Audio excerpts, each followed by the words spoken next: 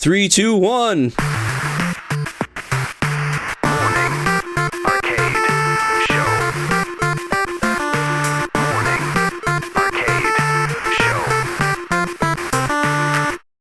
All right, welcome back to the show.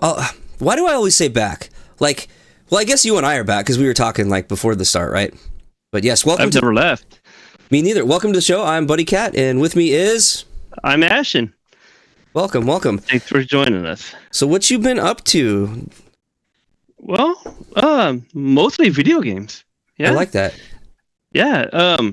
So last time that the show was on, we did that quiz, and Castlevania was on, and that just got me in the mood to go replay Castlevania 1, because it's been years. I want to say 30 years, if not more, since I played the original Castlevania. And there are some really kind of archaic moments in that game, like knockback. If you haven't grown up on the NES age and you don't know what knockback is, be prepared, because in Castlevania, not only do you have to commit to your jumps, like when you jump, there's no moving, and then if you get hit in the middle of the jump, you go flying backwards. It's like a very telltale sign of NES hard is when you're playing a game and you have to commit your jumps and you have knockback. It's just whew. And then there's other things about the game that makes it hard too, not just that, right? Because those are kind of skill issues, I guess. But like back then, there's spawning enemies that kept just they'd spawn right off screen, and so if you move the screen over just a little bit, they just keep respawning. So you have to kind of deal with the respawning enemies. And an artifact of that are items. So like if a good item drops, like, oh, hey, I need that heart, or I need that weapon pickup. If you scroll the screen too much, you lose that item. It's just gone. Oh, wow. Wow. Yeah. So it becomes this memorization system of a game. It is short, though. It only took me about 2 hours to beat, so it was fast, but the learning curve was pretty steep, especially at the beginning, because man, I bet. And I heard somebody say that Castlevania, the original Castlevania, isn't necessarily like the normal right, it's kind not a of Metroidvania like we think of Castlevania. No, it's an escort mission. By the way, let me pull up the thing, because I had the save for our what we played this week, but I may as well pull up the clip since we're talking about it now. Let's see. Here's what we're looking at. So right. it's we're doing half right? of your what we played right at the top here. We're gonna go ahead. Yeah, that's it. So it's an escort mission, because the only weapon that really matters in the game is the holy water. So once you find the holy water, you keep that with you through the whole game. You don't lose it. So you're basically escorting holy water to the end of the game. Oh, interesting. I've only played this in the arcade. I never actually played it on the NES or anything. And of course, you put a quarter in and you die in like 30 seconds. So I haven't really played much. I mean, I've played all three on the GBA, the trilogy that was on there, and played all the way through, but I never actually went back and played the original. Have you played the second one? No, only the GBA ones. Man, so this first one's pretty hard if you don't really know what you're doing. Like, these knockback is terrible. The constantly spawning enemies is terrible. Well, the second game kind of took it a little bit farther, and not only do you have all these kind of archaic systems now, but it's also got some pretty difficult puzzles. And it was the first game I begged my grandmother to call a Nintendo Power Hotline, like, hey, I need help on this game. Call on the hotline, I love it. Yeah. Right on. So, let's see. Let me go back to the thing here. I had that all queued up for our what we played section, but that's fine.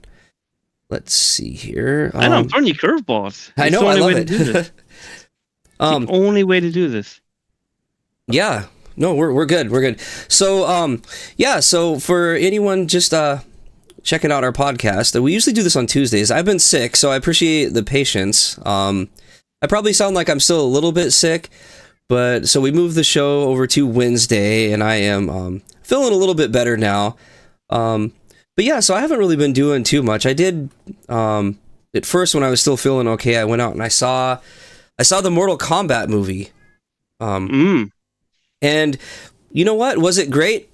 No, it wasn't great. Was it fun? Yeah, it was exactly what I was expecting out of a Mortal Kombat movie, and I guess it's a continuation from the first one. I didn't see the first one. I looked up on the internet, like, should you see the first Mortal Kombat before you go see the second Mortal Kombat? And the consensus was just forget it existed, and I wasn't feeling lost, so I don't know. Oh, man. I don't know if you're much of a Mortal Kombat fan. I'm kind of lukewarm on it, but, I like a movie like that. It's fun to go see in the theater. I think I was more a fan of the controversy than I was of the actual game. But I'm curious about the movie. Like, I'm hoping that the story for the movie keeps a whole B-rated. Like, none of it makes any sense. We're just here to beat people up, because that's what I would be watching the movie for. I wouldn't be watching for the story. There's definitely a plot, but it's a plot that they could pretty much you could just be like, you could do like a paragraph of text at the beginning of the movie. And they kind of do that. It's like, oh, we're summoning these people to fight in a tournament, and if they win, their world doesn't get vanquished. And so, then there's like people that are on different teams and they fight. It's all about the fighting. There's some pretty brutal deaths. So if you like Mortal Kombat for that, there's some pretty, like, I don't know if fun's the right word, because they're just so over the top, right? It's not like it's gory, but it's like over the top gory. So it's like, in a sense, it's so far beyond gore, it's not even gore. But yeah, it's Mortal Kombat. I hope they have at least babality in it, just to appease some of the people like me who are more Care Bears. So like, no, let's not kill him. Let's just turn him into a baby and call it good. But I don't think babality started until later Mortal Kombat games. I believe babality was 2, Mortal Kombat 2. I think so too. Yeah. To me, Mortal Kombat 2 is like the iconic one. That's the one that like really kicked it up a level in the theater, or not the theater, but like in the arcades and stuff. Because you couldn't look up the stuff online. Like I found it. I have handwritten like all the moves for Mortal Kombat that I wrote down when I was young, like on a paper. Oh, wow. I was going through a box of like old stuff my parents gave me when they moved, and every single move is in there, and it's all handwritten because you had to like, get it from a friend, or like somebody might know Johnny Cage's move, or somebody's like, oh, I know the Scorpion, friendship or whatever. Yeah, a lot of my school year talk was about how to do certain moves with different characters. And in my mind, I was just like, yeah, but I have to push a button to block. I can't just hold back to block. So I never really got into it because of that. But a lot of my friends were really big into the Mortal Kombat and sharing their moves and trying to get me to play it. But I was more of a Street Fighter kid. Yeah. I like Street Fighter a lot too. I kind of went through phases. I feel like I played more Street Fighter as a kid, but Mortal Kombat I got really into for a couple months. And I remember I played a cousin of mine, and I don't know how he did this. I just kept foot sweeping him, and I foot swept him to like 100 victories, and he never won once, and he just would not give up. And I'm like, are you sure? I'm just going to foot sweep you. And finally I'm like, all right, if we get to 100, I'm done. And so we got to 100 and we ended. But, good childhood memory there. Yeah, the whole spam the move thing. Oh man, I got into so much trouble for doing that. Not necessarily the foot speed, but spamming the same move over and over again. Right, it's like people are like, quit spamming the same move. We'll learn to block it. Right? Yeah, get around it. Oh no. And lots of games had that move too. Like Street Fighter, you had the fireball that you could just throw out all the time. There was a wrestling game. I forget the name of it, but like you pick up a bucket and go beat people up with a bucket. That's all I would do, is just go get the bucket and then go beat people up. Right. So they wouldn't want to play me because it's like, hey, if it works, I'm going to keep doing it. I don't remember that one, but yeah, I mean, you're right. Every game like that had something like that. All right, so should we get into what people are talking about in the video game world? I guess this is our news section. Some of the things that we kind of came across in our perusal of the internet. Yep. All right. So the first one, I'm going to let you take the lead on this one because, like, while I appreciate the Gundam stuff, I don't know a lot about it, but I guess this is a pretty big deal. I guess they're taking down like a pretty popular Gundam statue or something like that in Japan. What's going on there? Yeah. So in Tokyo, Japan, there's a Gundam that's been there for about 9 years, almost a decade, called the RZ0 Unicorn Gundam. And so it's a big deal that they're removing it, because this Gundam could actually like talk and light up. It had like transformation mode, and they're finally, I guess, retiring it or maybe doing maintenance. There's very low information on it. This picture here was a Gundam that was up before the Unicorn Gundam. This is the original model Gundam, the RX-70 Gundam. So and I got that the wrong was Gundam. Classic. Yeah, that's okay. that was taken down in March of 2017, and then like a few months later, they put up the Unicorn Gundam. Not necessarily in that location. The Unicorn Gundam's in, I think, Diver City, and so if you have the chance to go see it before August when they take down the Unicorn Gundam, it's highly recommended to go check it out before it's gone. More than likely, they'll put something new up, but we don't know. Bandai, they get to decide what they want to do. I do know though that they're putting up a new like kind of Metroplex for all Gundam lovers, and so that'll be up, and people can go there and check it out. Wait, did you say Metroplex? That's like one of my favorite Transformers. That's the big guy. That's like the Autobot City Transformer guy. Oh yeah. God, that was such cool. He was huge guy. He was like 3 feet tall, like in robot form. He was pretty epic. Oh man. God, the G1 stuff is so cool. How long did it take to transform him from city to robot? Well, it was one of those ones that didn't take a lot of time because he kind of just like his legs folded out into like areas.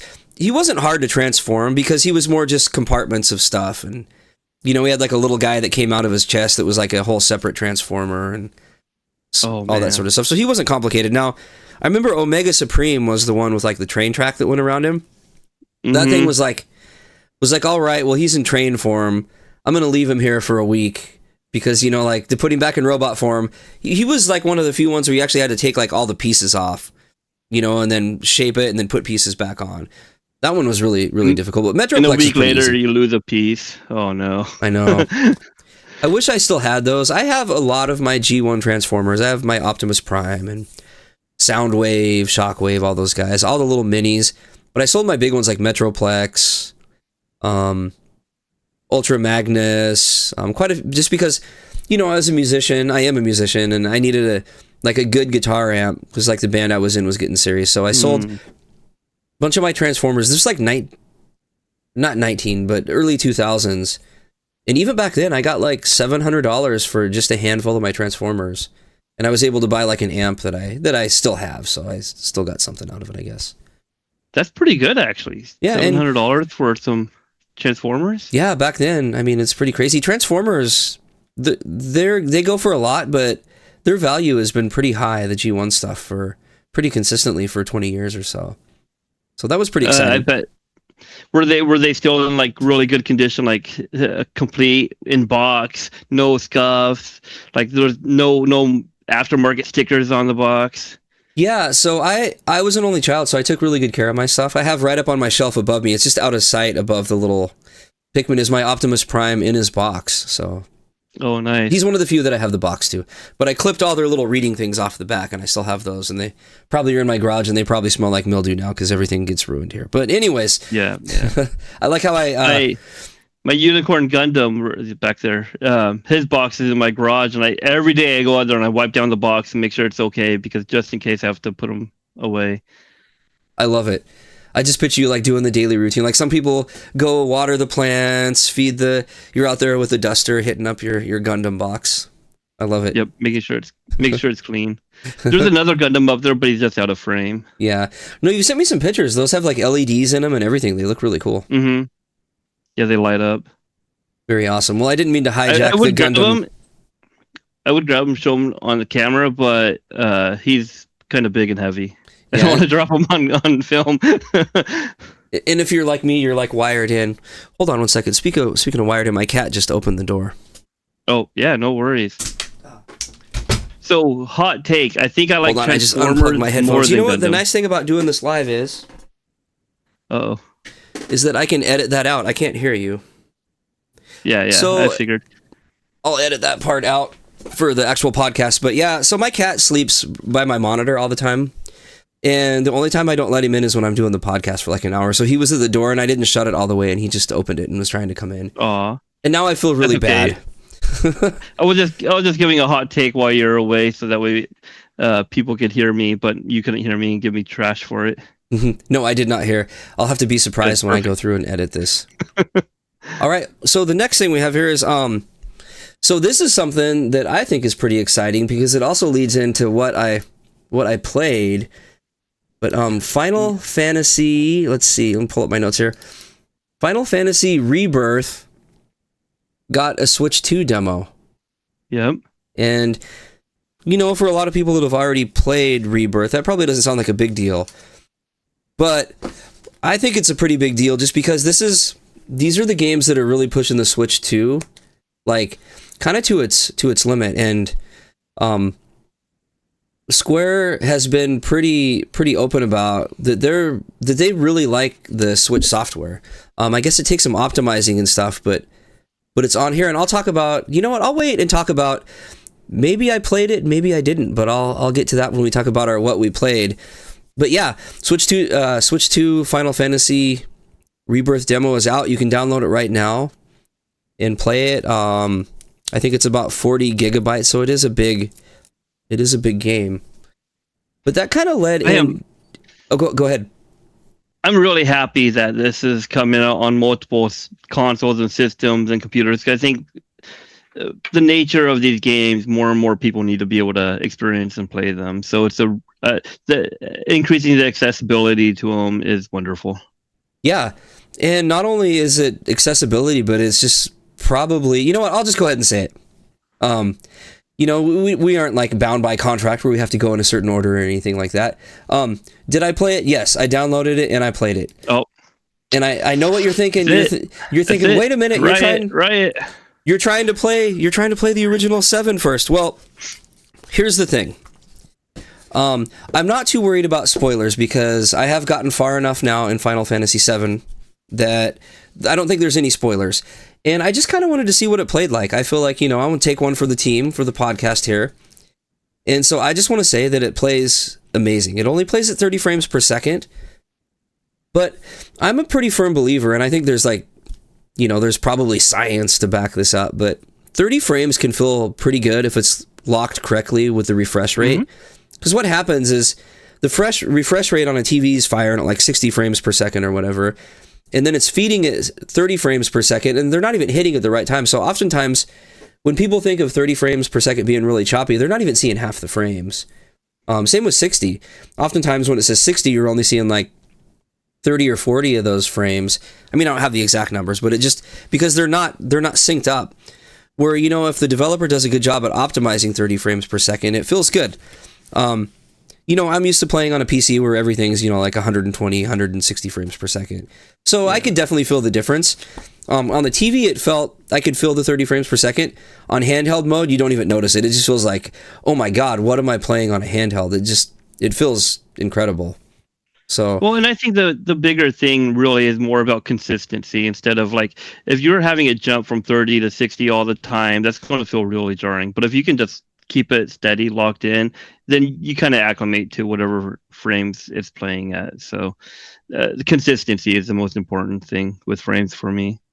Right. You know, when I played I watched all the opening cutscenes and watched the recap, and you'd go right from like a nice buttery smooth cutscene, and then it drops you into the gameplay, which you do feel that dip. So the consistency, I don't know if that's going to be throughout the game, but definitely going from the opening cutscene into the gameplay, it definitely, you could feel the drop. But man, so this isn't news. I have a morbid curiosity though. The demo that you played, what section do you start off in? Where does it start?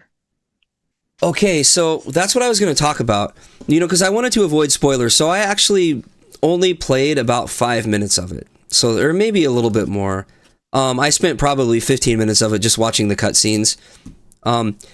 It drops you off. Well, that's the thing. I'm really confused because I'm playing Final Fantasy VII right now, and I'm working my way through it, and I'm out of Midgar, and I'm now, you know, in the world where I'm like running around and doing some stuff and got a chocobo and stuff. And I kind of had the impression that Final Fantasy Remake was everything in Midgar, and then Rebirth stopped when you left Midgar. But now I'm a little confused because the gameplay that I played, I was somebody named Zach. I don't even know where Zach came from, so this is something new to me. Okay. And I'm carrying Cloud, and then I set Cloud down, and then it looks like I'm starting to head like I head up some stairs in a building, and then I run outside, and then I fight some guys by a helicopter, and I blow up their helicopter. And like, I honestly can't tell if this is still like right after the plates came down, or if this is after I get out. And you know, the good part is I kind of don't want to know. So right. But yeah, it's and like, as a huge Final Fantasy fan, as some of you probably already know me. Let me just ask real quick. You've played through 7 remake and rebirth, right? Yep. Okay, yep. just making sure. So I've played through the original 7 multiple times. I've done randos of it. I've modded it. I've, tons of different ways to play the original 7. I've played the Crisis Core, the prequel to 7. Watched the movies. I still have the movie on this laptop. I watch it time to time. Advent Children, and then remake and rebirth. I've played through multiple times. I've gotten the platinums on them. Played them through the hardest mode. So I'm well versed in 7, and I think they really dropped the ball on that demo. Is all I'm going to say, and I'm sure a lot of the Final Fantasy fans will feel the same way, especially if they like rebirth and remake and what they're doing with it. Do you mean they dropped it like they didn't do a good job at it, or they did a good job at it with the demo? So I think I haven't played the demo myself, but from what you told me about the cross section that you played, they dropped the ball on that. They should have made the demo start in a different spot. Oh, okay. Yeah, because I had the feeling that it was, I like a demo when they just let you play like the first, like here's the game, here's the first couple hours. Like I played all the way through the demo of 16, and that was really just like, hey, here's the game, start from the beginning, and then you get cut off at some point. So you're saying this wasn't the beginning. This was because it had a cutscene and the recap. By the way, the recap was amazing. I had my mind like one thing this did for me is I'm having fun in the OG, but as you know, like I'm a visual person. I like visuals and stuff, and they kind of tell you that Midgar is huge. Seeing Midgar in like the cutscenes and stuff in here, I was like, it just blew my mind with the sheer scale of things. Yeah, Midgar is massive, huge town. But yeah, I'm not saying that that's not the start, but what I'm saying is where they started the demo was a bad spot where they started the demo. Okay. So, and that's partly why playing through the OG 7 first is important, right? Because some of these characters you get introduced to at very specific times, and so with Rebirth coming out, it's spoiling it for you, right? Sort of. I mean, I had no clue. I mean, I'm definitely realizing, okay, when I play Remake, I'm going to meet somebody named Zach, but unless I go Google, and I have no idea. So it kind of feels a little like it probably feels like the wrong spot if you know the story. I don't know the story yet, so for me, it just dropped me off in some random stuff. I had no idea what was going on. I was able to check out how well it played. So, if you kind of look through the lens of they're gearing this maybe at somebody who hasn't played it before, maybe it accomplished what it was supposed to. Look, luckily, you're playing OG 7 in small bursts, and some of the lore drops that happened that you've already experienced, you've missed or are not remembering. So that's kind of working in your benefit here. Right. But yeah, I would assume they're aiming this at somebody that just hasn't played it, so it's not gonna affect them. Yeah. Like people who are like, oh, this doesn't really fit where it should be. Like they already know the story anyway, so it's not like you're gonna give them a spoiler with the demo. So. And so when Rebirth very first dropped and they were hyping it up, that section that you played, they never talked about. They never showed it. It was a huge surprise when Rebirth first dropped and we all got to play it. So, so this demo was also a demo when Rebirth dropped on the PlayStation. No, the demo we got on the PlayStation was basically in the town of Calm. So the first town you go to after Midgar. It wasn't that section that you played in the demo. So that's why I was curious. I was like, I wonder where this demo took place. And so yeah, and it's interesting that they changed it. It's so weird. I honestly I have no idea like where this is in the story. I cannot figure out if this is because it kind of feels like right after the plates drop and you know, like I'm still working my way through it, but I remember like after the plates drop, there's still a lot to do in Midgar. Like that isn't the end of Midgar, so I don't know where this is at. And I'm like I said, I'm not going to Google it because I don't want to spoil it. I'm more just anything. I wanted to see how well it played. Yeah. And so, yeah, God, all I can think is I can't wait to play all this stuff. Like I'm realizing why 7 is like so beloved to so many people. It's just everything about it just seems pretty epic. Yeah, I think the pacing for the story is one of the strengths of the because you know they took the story and you start off, you know, not necessarily meager like a lot of games you start off where like you got to go kill rats in the sewer or grind off slimes for a while. You don't start there with 7, right? You're actually kind of known. You're kind of powerful right at the beginning, right? Yeah. And then so when you start a game like that, you're like, well, where do they go from here? And I think they nailed the pacing. Just where the story takes you, how it goes is just beautiful. Yeah, one of the strengths of 7. You know, I think on the demo, now that I'm thinking back about it, because I have a horrible memory sometimes, especially when I'm sick and I'm like kind of like a little hazy. I think when I quit the demo, we were about to relive Cloud going back to his home. That's right, because okay. God, I'm losing my mind. So there actually, we did get Cloud going, and I did like ride off into like Cloud's hometown with Sephiroth. So I did get to see like Sephiroth a little bit in there. So I guess that would be more like after you leave Midgar. So, but yeah, and hopefully I'm not spoiling. This is still like early enough in the game. I don't think we're spoiling much for anybody. And also, I feel like I'm the last person on the planet that hasn't played Final Fantasy VII yet. Probably, yeah. All right. Everybody I've talked to is at least knows the story for 7. So you're one of the very few people that don't. Yeah. And God, I almost feel guilty being able to experience this for the first time when there's so many people out there that would love to just experience it for the first time again. Well, that's great, because if people want to see somebody experience 7 for the first time through your eyes, where can they find you? Oh yeah, I am streaming it. I was only going to do it once a week, but I seem to be streaming it like every morning. But yeah, Final Fantasy VII, pretty good stuff. All right, let's move on to the next thing. I don't know that this is news, but I just thought I'd bring this up because I thought it was kind of funny. So I opened up Steam, and I saw it's suggesting things, and I'm like, oh, let's hit categories.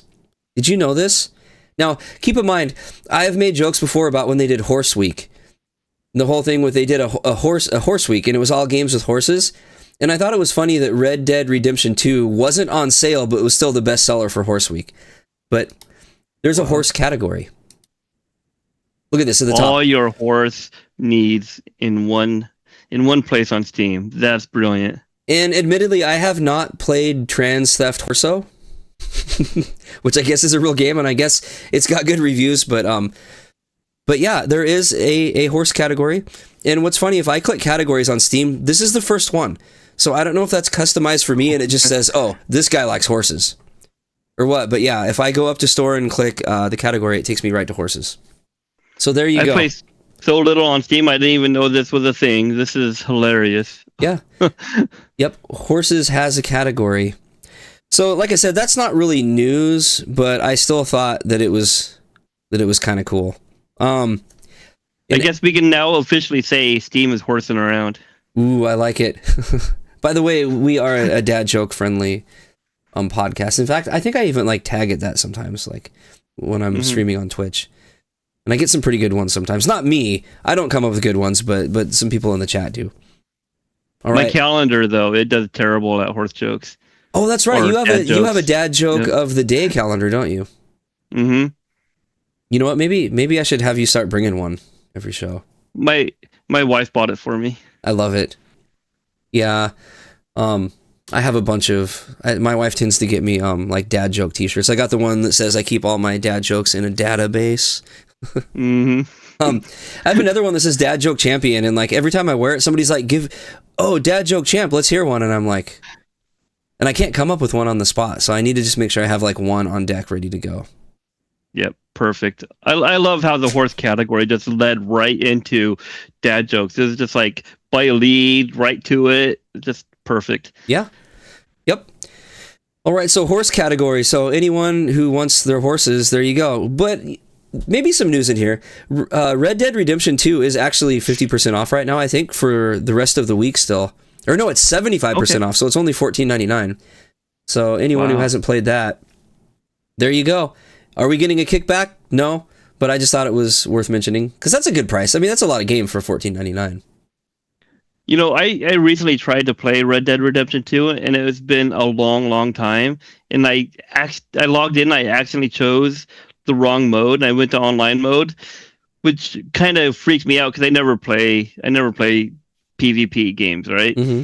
So I'm trying to remember the controls, and I don't remember how to do what buttons do what. So I'm like crouching and walking and standing up and just messing it all up.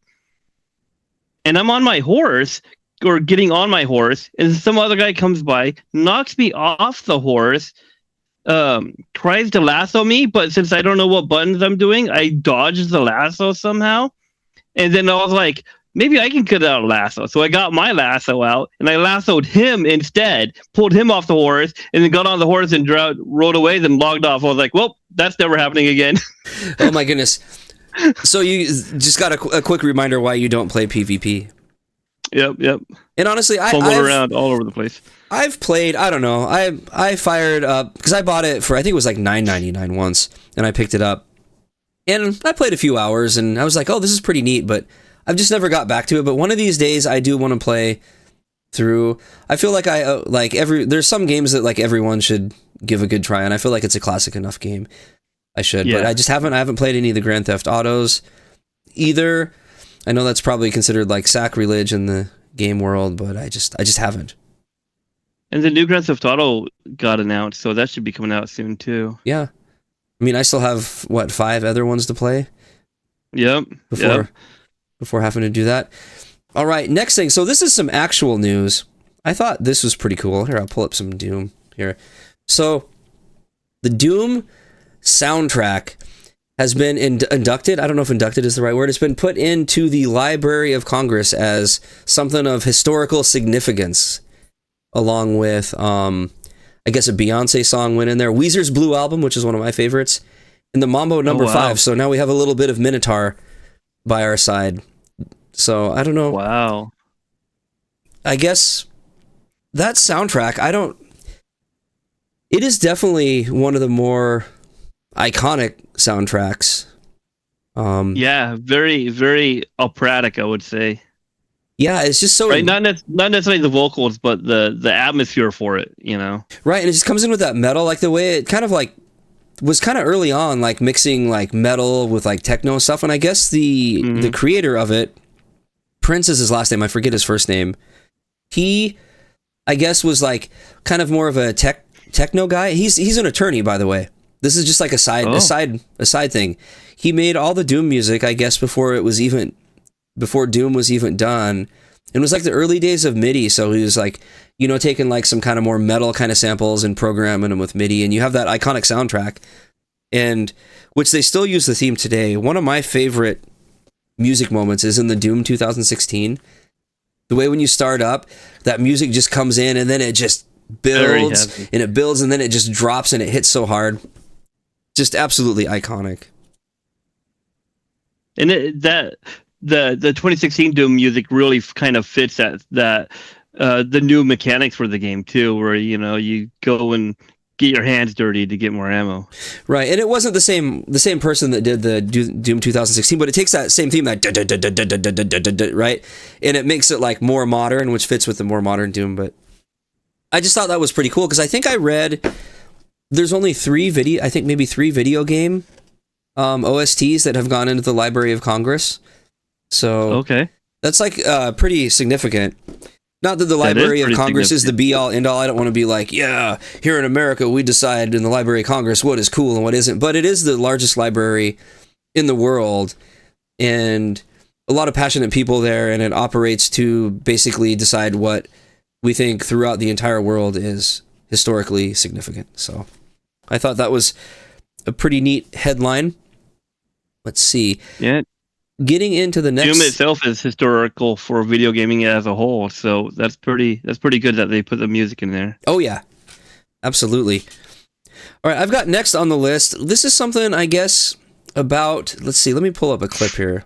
The Old Republic. I just kind of browsed through the story. I guess I actually played the Old Republic when it came out, and I got pretty into it for a couple months right when it came out, but I haven't played it since. But I guess what this is saying, let's see, do I have, there we go, that apparently the director, who, by the way, let's see, I have his name here.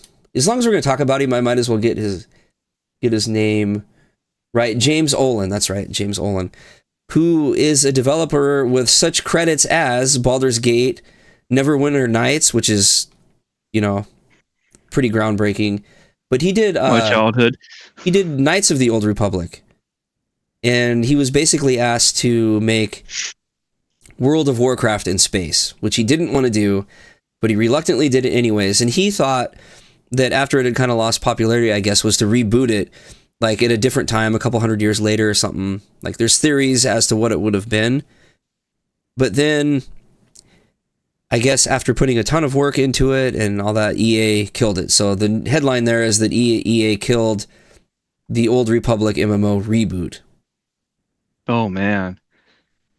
And I guess he went on to say that it sounds like this guy seems like I don't know a lot about him, but just the interview made him sound pretty interesting. He basically said that he always felt like he was overpaid. He didn't really do much, even though he's got these like amazing games to his credits. He said that the job basically killed him because he didn't really get to do much development. He spent most of his time, he said, breaking up fights between devs with huge egos. You know, never sleeping, basically constantly. Everything that he came up with that he thought was great, he was told they couldn't do, and just the politics of it just kind of killed it for him. So he went on to, I guess, work on that game Exodus. This is like Matthew McConaughey in it, which I guess has been for development for like 8 years, and I guess that one burned him out, and he quit that too. It's still under development, but I guess he decided that he just couldn't be that level of a game director anymore. And so I guess now in this interview, he's kind of spilling the beans a little bit. That seems to be a thing, right? Ex-huge devs spilling the beans and stuff now. Yep. You get it with like Destiny and I guess now Star Wars, man. But it's not an easy industry to be in either, right? Like especially when it comes to like crunch time or certain metrics that they have to make. It's a stressful industry to be in. Yeah, I mean, I don't know. I feel like we almost just need a category at this point called Big Companies Ruin Stuff or something, right? Because it seems like every week the news is like this got canceled or that got canceled. You know, this company treated people like crap or whatever. So, but yeah. Or this developer left and started his own company. You know, that happens all the time. Right. At this point, I feel like half of the Steam games that come out that are like look like an action RPG are like from the ex-creators of Diablo. Like it's like half the stuff on my wish list probably. But yeah, I just thought that was kind of interesting that game was going to get a reboot because as we know, some MMOs that have been waning, a reboot has benefited them.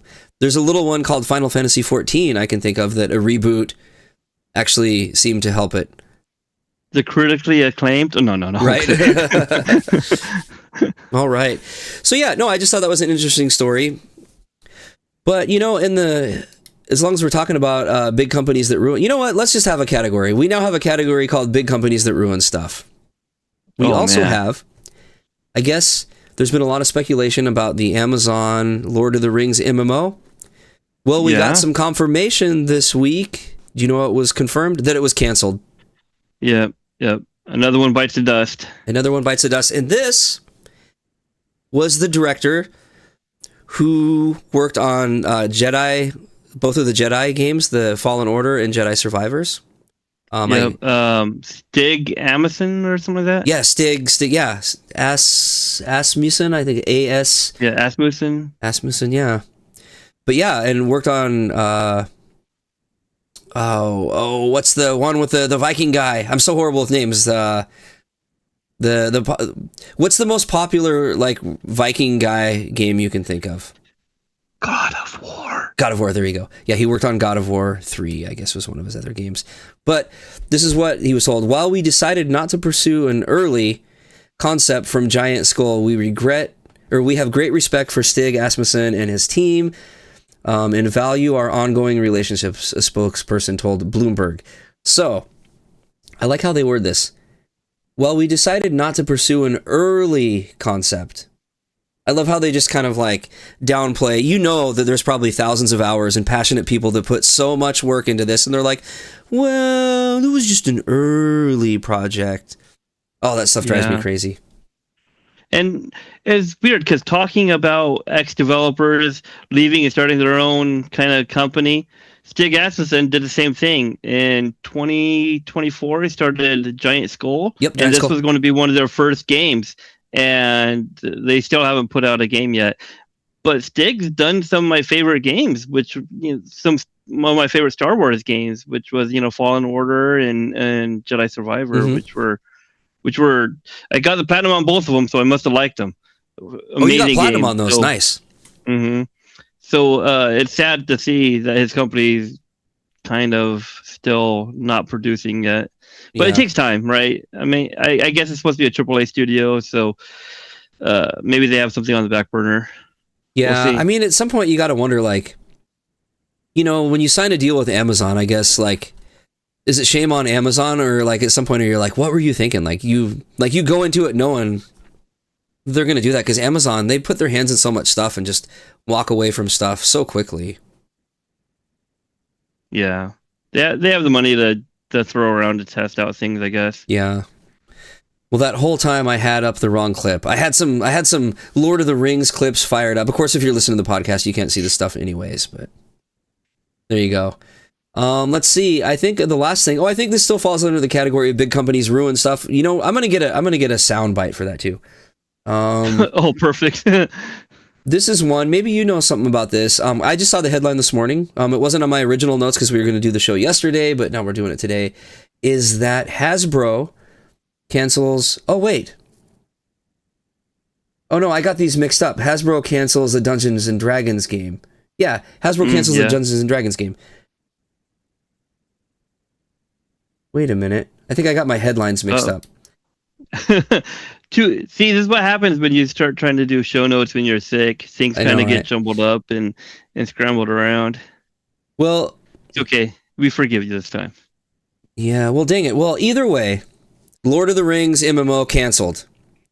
New Dungeons & Dragons game coming out from Hasbro canceled. So a bunch of stuff got canceled. Yeah. So what do you say that we... why don't we move on to what we've been playing? That sounds great. We already know one I did because I jumped the gun and talked about it because I was excited about Castlevania. But I'm in that kind of vampire mode at the moment, which well, that's fine. We can still talk a little bit about Castlevania. You said that you did beat it. You played through it. You mentioned something about like knockback and. Yeah, you take damage. Any little bit of damage, you get kind of thrown back. And I didn't get any of the platinum trophies for that game. I might actually go back and do that because it's such a short game. It shouldn't take too long. Probably cheat and use save states. Don't tell anybody. That's a secret between you and me. Because I guess the version I have, you can do save states, which I didn't do my first playthrough. I don't know if I need to with getting platinum trophies. I haven't looked at the list. But talking about Castlevania, my favorite one, though, is Symphony of the Night, which... not only do I play that one rando, I also watch a lot of rando streams of it too. People, coming up with new strategies and figuring new tactics for it. And we just need more Castlevania games, which I guess a new one is announced by the same people who do, Dead Cells. Oh, okay. So that'll be interesting to follow and see more information on. Is it going to be the other 2D or are they doing the 3D thing like they did it like in the Nintendo 64 era? It'll be a 2D one. Oh, good. Yep. And I'm thinking it'll be similar to more of the Metroidvanias, like what Symphony of the Night was, or Super Metroid, things like along those lines. Just with that whole Dead Cell flavor to it. If you play Dead Cell games, they have their own kind of unique art style. So it'll be Castlevania with a new Dead Cells art style, basically.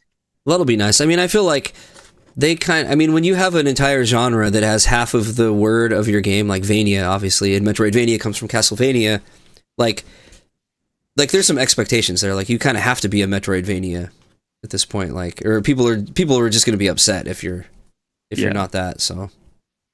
Yep. And of course, it was Vampire Week for me, apparently. So I have a friend who has been playing through V Rising, and I've been watching him and supporting him playing through that, which got me in the mood to play another. And I've played this game twice now, so this is going to be my third playthrough on it. And I'm hoping to talk you into playing it with me at one point in time. Well, guess what, Ash? Have I got news for you? Oh boy. Well, news for everybody else. This game, I think there's only 24 hours left, but it's on sale. It's 50% off right now for like $15. I purchased it. Oh. I own V Rising now. Hey. See, we might have our co-op game finally. About time. Yep. Yeah, we've been trying to find something that we can do some co-op for, do some streaming for. Yeah. But yeah, I own V Rising. Will I play it? I don't know, hopefully, but... Well, I know you don't like building in games, but the building in this game is really simple, super easy. It's just you choose the wall you want, the floor you want, and you set it down. It's super easy to do. Right. So definitely worth checking out, even if you don't like building aspects. You know, I'm not anti-crafting. The only reason I don't craft in Final Fantasy XIV is because the inventory drives me crazy. Like, every time I've started crafting, like, I'm like, oh crap, my inventory's full. You know, or I'll go to questing and I'm like, oh crap, my inventory's full from crafting or whatever. I've just never gotten super into like Minecraft or Terraria, but you know, I've never dove in and played a game like V Rising or Enshrouded, or I guess Windrose is like that now. So I've never played like a good 3D atmospheric game, and I love vampires and I love the vibe of this. So like I said, I picked it up. I'll probably give it a try. Maybe we can set up a server and see what we can do. You have to start the server, because if I start the server, I'm just going to do all the grinding. There'll be no grinding for you to do. So I know. So yeah. So Ash has a tendency to, if you start playing a game with Ash and you leave for 2 days, you're going to come back and there's going to be like, you know, like the entire kingdom will be like built. Of course, Ash is also very graceful. He's like, "My lord, I present you with a sword." Right? So it is helpful. So sometimes it is fun to pop in and play a game with Ash when he's like, "Oh, hey, here's the best weapons. Help me kill the boss." I'm like, all right, let's do it. Yep. Pretty much it, because a lot of people, that's the fun, right? They want to just enjoy the game for killing the enemies and the bosses and stuff. And if I can facilitate that a little bit faster, I'm down for it. But V Rising does have a lot of grinding in it, so you have to kind of be prepared for that. Yeah, it's got your normal resource grinding, where you know you got to collect stone and wood and stuff to build your castle and build your gear and stuff. But it's also got this meta thing called Stygian shards, where you got to go out and get those to kind of enhance their powers and your builds too. And that Stygian farm can take a long time. What is it? Stygian? Yeah, Stygian. What is Stygian? Is that a real? Am I super? Is that like a real thing, or is that just something they came up with in the game, like in Vampire? It's something lore? In the game. Okay. Yeah. It's basically a resource that you stop enemies from doing their rituals, and for doing that you get resource called Stygian, and then you take that to upgrade your vampire abilities. Okay. And there's a lot of them. Yeah, I've been watching it's probably the same person you're talking about, friend of the show here, Reaper, who's been playing it. I've probably watched hours of this game. I feel like I actually kind of know it a little bit just from watching him stream it. But yeah, it looks super fun. I didn't just purchase it. I already have it downloaded and ready to go too, so. Oh, perfect. So maybe I need to fire it up. This would be a super fun one when it's like a late night and can't go to sleep, and looks like Ash is on. Hey Ash, want to play some V Rising? And I bet you'll probably be ready. Even if I'm not on, just message me. Okay. Like, babe, get out of the way. Somebody's playing V Rising. I'm just running to the house. Right. But dusting the Gundam's on the way, though, right? Oh, yeah. I gotta make sure. Use my shirt, wipe them down as they come by. So yeah, V Rising, 50% off right now if anyone's interested in it. On Steam, I think it's like $15. Normally it's a $30 game. So yeah, All right, so I'll get into what I played. So I have a pretty decent list. I've been sick, so like I've just been like sitting in front of my Steam library being like, what do I want to play? So I went through and I looked and I played a ton of games, but I kind of picked out some of the more newer ones that I put a little bit more time into. So this isn't everything I played, but this is like the games that I did that I actually think are worth mentioning. The first one, I already mentioned that I played the Rebirth demo, so I don't really need to worry too much about that. But a big one is Final Fantasy VII. This is not a new game, but I've been streaming it, and I'm about 14 hours in, and so I finally left Midgard. I've gone to the city. I've like learned about a certain bad guy's background and stuff, and I gotta say, I'm gonna say this on record, that I am gonna eat some crow here, because I've been putting off playing this game. I know I've kind of mentioned it before, and I was like, yeah, we'll see, it's looking pretty fun, I'm having fun, but I am at a point now where I was wrong. I feel like I need to beg for forgiveness from both Ash and the video game gods. I've always been of the opinion, yeah, I'm sure I'll appreciate the story, but I just have a hard time with the graphics. I've been not really wanting to play it. My God, I was wrong. Like, I have forgotten what it looks like. Like, everything about this game, like, I'm trying to stream the whole thing, like, so, you know, because there's some people watching, and I'm trying to, you know, stick with streaming it, but, like, this weekend when I was sick and I wasn't able to, like, stream it, like, it was killing me. It's all I could think about. Like, even I woke up in the middle of the night, like, just wanting to play this game. So, not just playing, like, I feel like if I wasn't trying to stream it and pace myself, I would just rip through this game in, like, 2 days, because I just can't stop. It is so good, and I was so wrong, and you guys are so right. Oh, my God, it is an all-timer for a reason. I think I remember watching you streaming it and thinking to myself, oh, the game's got him. I can almost pinpoint the time when I was like, this is, the hooks are in him now. And it wasn't while you were in Midgard, it was after you had left Midgard and you turned on the random encounters just kind of grind some money. And I think what got me was you weren't complaining about it. No, because I hate like random encounters. The random encounters. Yep. Yeah. And for the record, I'm still turning them off. Right? Like, I'm turning them on, like, I need some money, but I'm like, I'm going to turn on the random encounter so I can fight here for 10 or 15 minutes, get a little bit of money, but then I looked and I'm like, oh, shit. I've been grinding for, like, an hour, just in the same spot, so, yeah, I'm hooked. Final Fantasy VII has its hooks in me. I started out for the first 4 or 5 hours, kind of thinking, like, I just want to get through this so I can appreciate the story and I can move on and I can play Remake and Rebirth. Now, I don't even care. Like, I'm excited to play them when we get there. And like I said, I did play the Rebirth demo on the Switch just to see how it played. But man, I'm in this game. Like, I can't wait to see what the scenario puts me in, where I'm snowboarding. He's like snowboarding and grabbing balloons. It looks like Banjo-Kazooie or something, or like Diddy Kong Racing. They're Chocobo Racing. Like, I want to see it all. Like, I'm excited. Sorry if I sound way too excited, but I'm excited. Well, it kind of validates what I say all the time, which is, it's not necessarily about the graphics, right? You could have the @ sign to represent your character. You could have the T's to represent trees, M's to represent mountains. That just kind of supports some of the narrative that they're trying to say. But the really important things to nail in gaming is the gameplay and the story. If you can nail those two things, people will forgive all the graphic problems. Right. Yep. And I have a hard time with that. It's me personally, Like I played Final Fantasy I, right?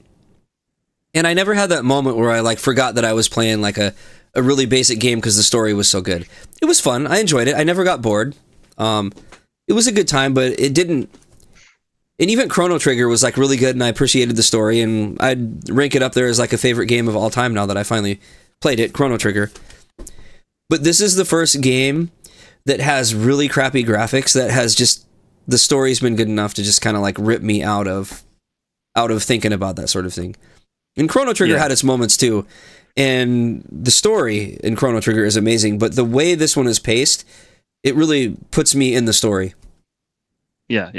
Because Chrono Trigger still has a lot of like, oh crap, where's this thing? Oh, Oh, geez. Okay, I got to go back to here. Where was that? You know, like there's still a lot of that, even though the story is amazing.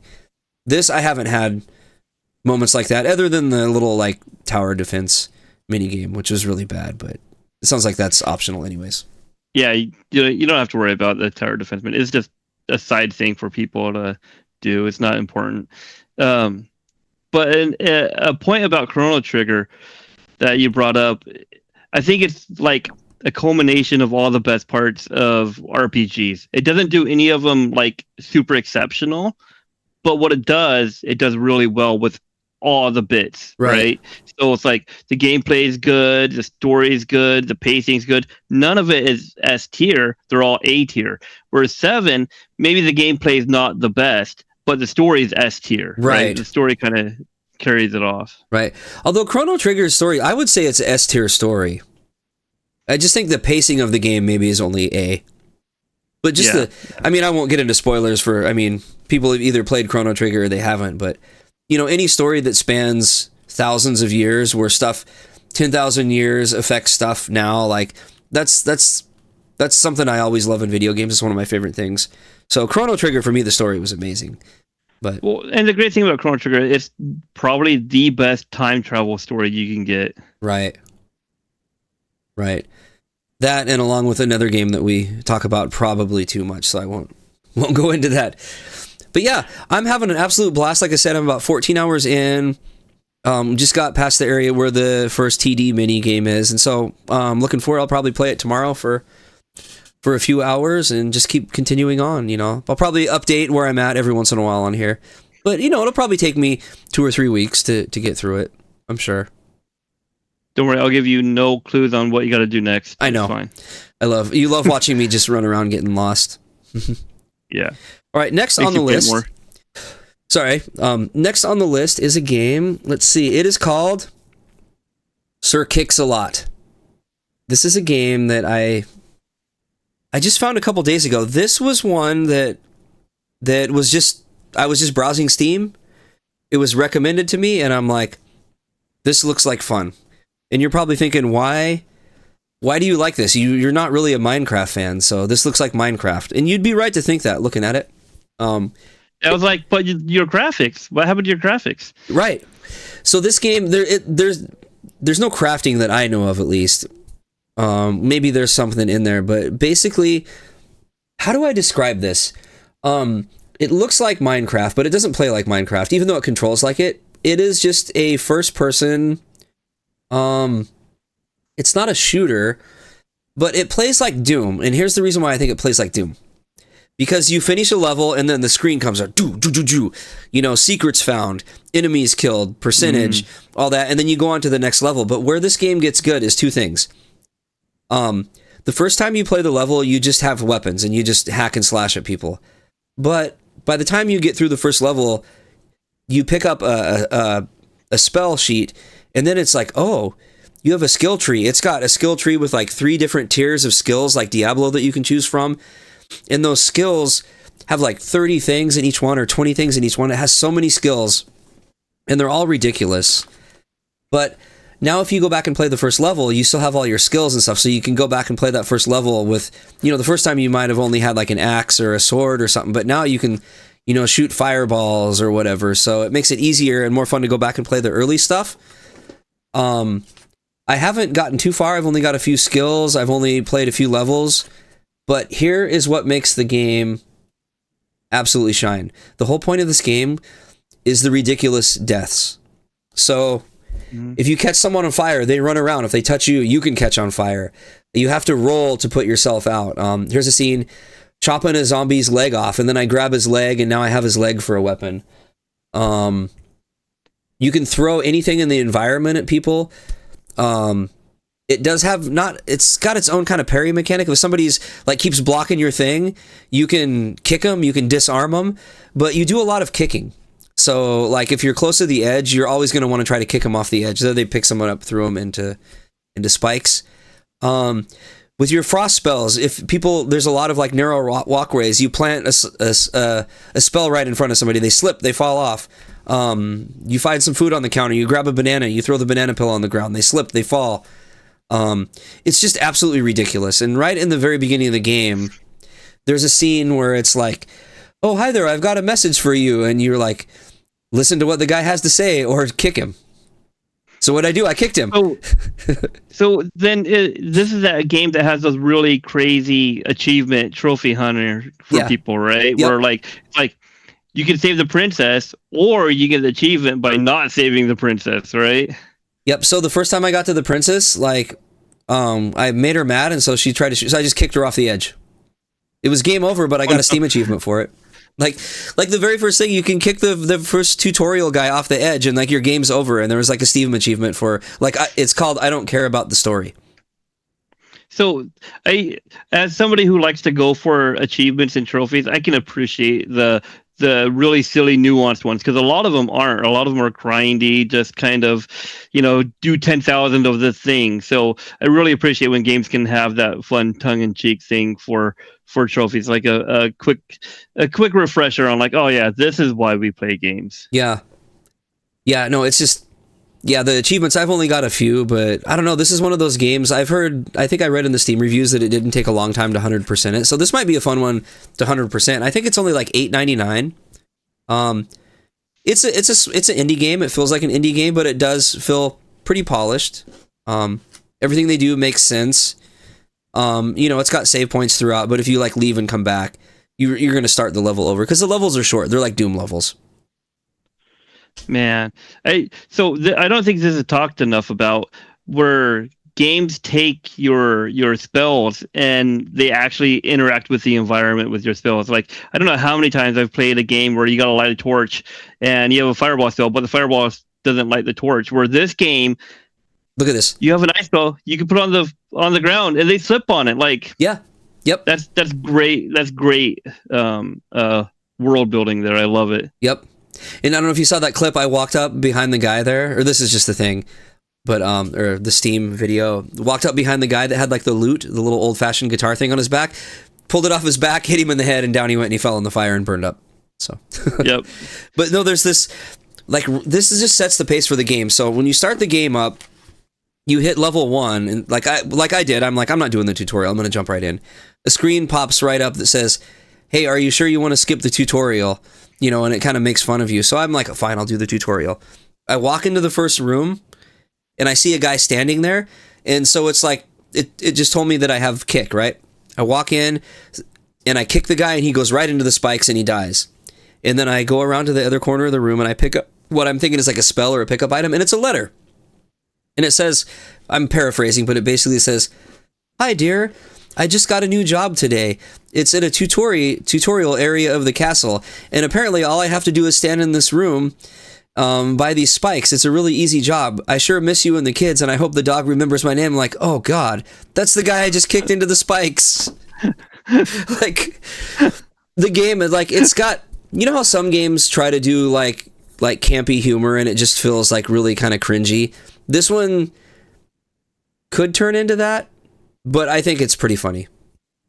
Well, that's hilarious, because that happens a lot in chats too. Like, if you're streaming a game and you like murder something or kill something, then chat a lot of times they're like, "Oh no, you just killed Gary. He had a wife and kids and family." So it's very internet memey there. I love it. Right, and I like games like that. If they're like, this is Sir Kicksalot. I'm also a fan of Sir Whoopass, which is like it's like this, but a play on Souls-likes, and they have like the same kind of humor. Like, you walk up and he's like, "Oh, the dragon, I mean the wyvern is attacking," like kind of like snarky, yeah. Right? But yeah, Sir Kicksalot. Push your glasses up. I think it's $8.99 on Steam, and I believe it's probably on. I think it might be on consoles too, but I think it has a demo too. So if anyone wants to check it out, but super fun, especially if you're an achievement hunter. Who knows? You'll have to play it. I think you'll like this one. I wish it had co-op. That's the only thing it's missing. Yeah. But it's an indie game, and a lot of these indie games, if they get popular, they start adding features. So that is another thing I love about indie games, is you never know where they're going to end up after they come out. Do you know if this is in early access or is it full complete game? Who knows? Let's see. Because if it's in early access, we might be able to like, hey, add multiplayer to this. Where if it's a full complete game, it might be a little bit harder to do something along those lines. But I haven't played it yet, so I don't know all the mechanics for it. But I'm already getting ideas for fun things that this game could possibly do. Oh, is it a Kickstarter? I think that's what I read. No, I think it's just Sir Kicksalot. Oh, okay. Yeah, I just caught it. The Adventures of Sir Kicksalot. Yeah, there is a demo. It's $8.99. Okay. No, this is 1.0, so it looks like it's not an early access. Okay. But let's see, how many reviews does it have? It looks like it's got 338 reviews, and I think it had significantly less yesterday. So maybe if it's, a game like this, it could pick up traction, could become popular, and that seems to be when devs, there's two types of devs. They're like, oh my god, my game took off, and then you never hear from them again because they made a bunch of money and their dream came true and they're happy. Or there's devs, like the Stardew Valley guy that could walk away at any time and just keeps making the game better and better and better. So who knows? Adding co-op, I think, would be amazing for this game. Even just local co-op. Yeah. Yep. So yeah, let's see. What else do I have on my list here? I played that. I also played, I don't need to talk too much about it, but so last week on What We Did in the 90s, or this week in the 90s, you talked about Doom came out. Yeah. So I felt like playing some Doom. I have on Steam. I probably bought it when it was on sale. There's like the Doom 1 and 2 collection, but it's got like all of the extra, I don't even know, there's like 12 different modes. It's basically the most complete collection of Doom that's out there. Wow. So I just fired that up and I played some Doom for a couple hours and played some of the later modes and stuff. And I forgot. Like I knew it, but it didn't hit me till I think we even talked about this, that you can't aim up and down in the original Doom. And I knew that, but I forgot what it actually felt like to not be able to aim up and down. It's weird. It almost feels like it's fighting you. Right. Because the crosshair, if guys are like, if you can see my fingers here, there's somebody here, my crosshair is here, but they're like up higher. As long as your crosshair horizontally lines up, you'll shoot them. So yeah. And you have a natural instinct to want to aim up there now too, right? Mm-hmm. And you can't. It just won't let you. Yep. But yeah, like it said, it's 120 frames per second, like upscaled into 4K. It plays great. Yeah, good old classic Doom 1 and 2. Probably don't need to say too much more about it because everyone knows what it is.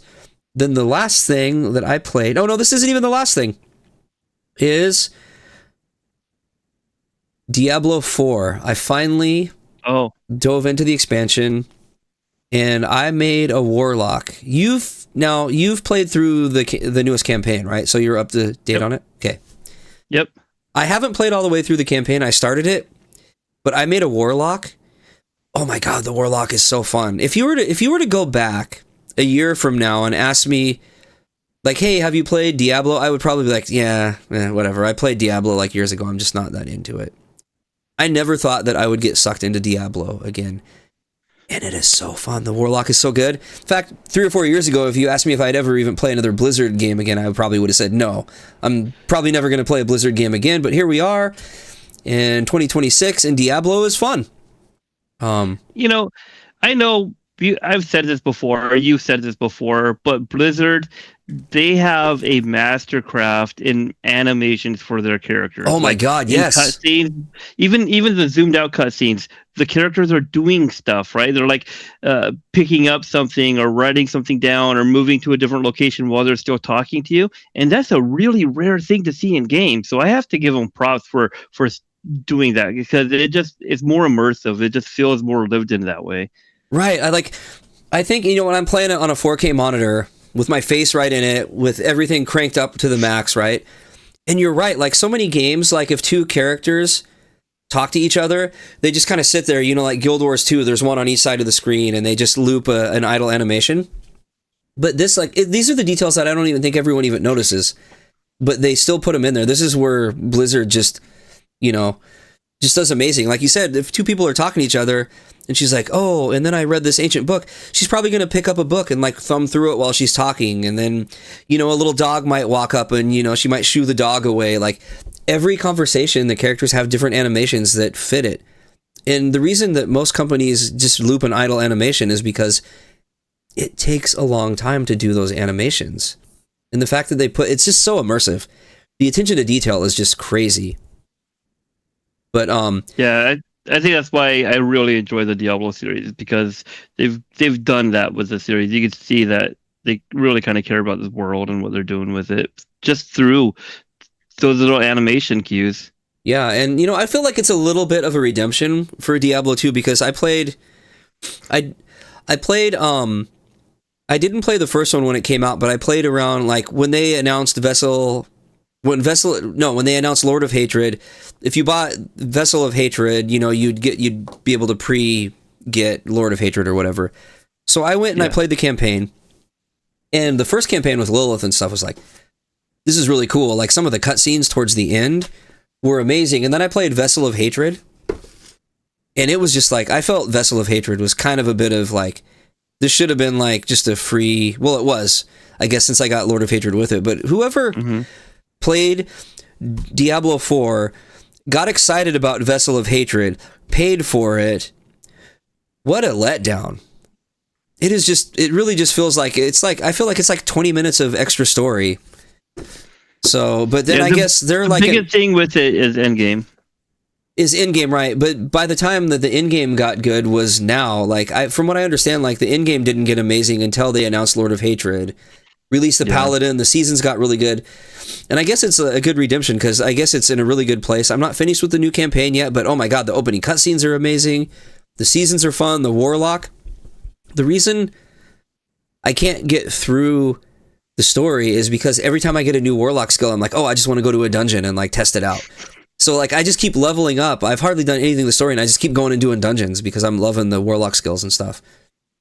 Like this is the first time where I've like tried some skills, did a dungeon, went back, tried the other ones because I want to see them all because they all summon such different looking things. So I've just been having fun with the Warlock. I plan maybe this weekend to dive in and actually do the campaign.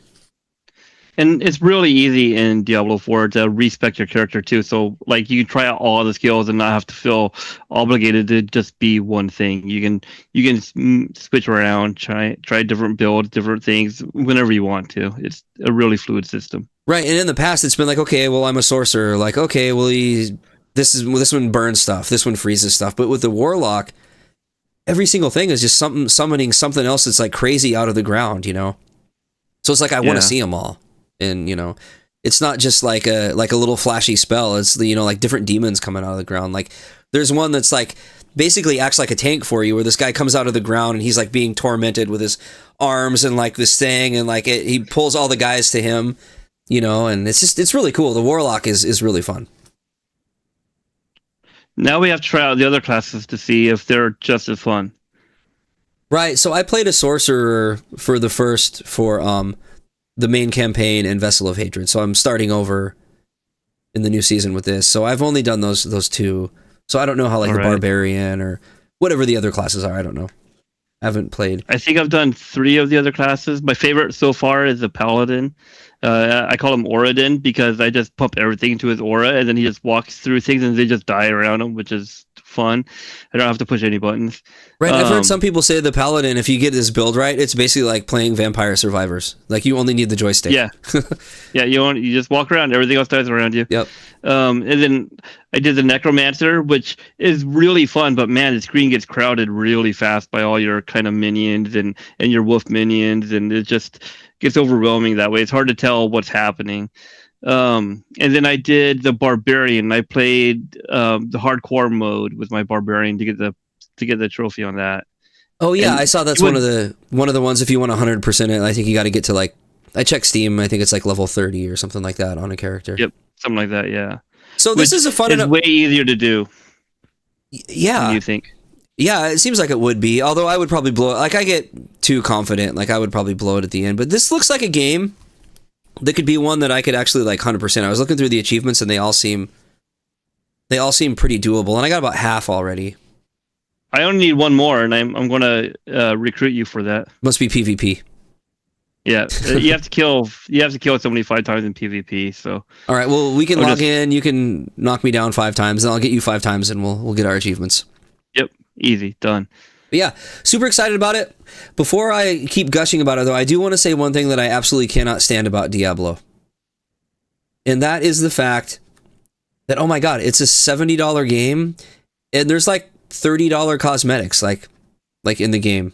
I don't want to say I appreciate it, because I don't know if that's the right word, but I can kind of, like, I'm okay with the fact that none of it is like, oh, you got to get the best sword if you want to. It's all just cosmetic.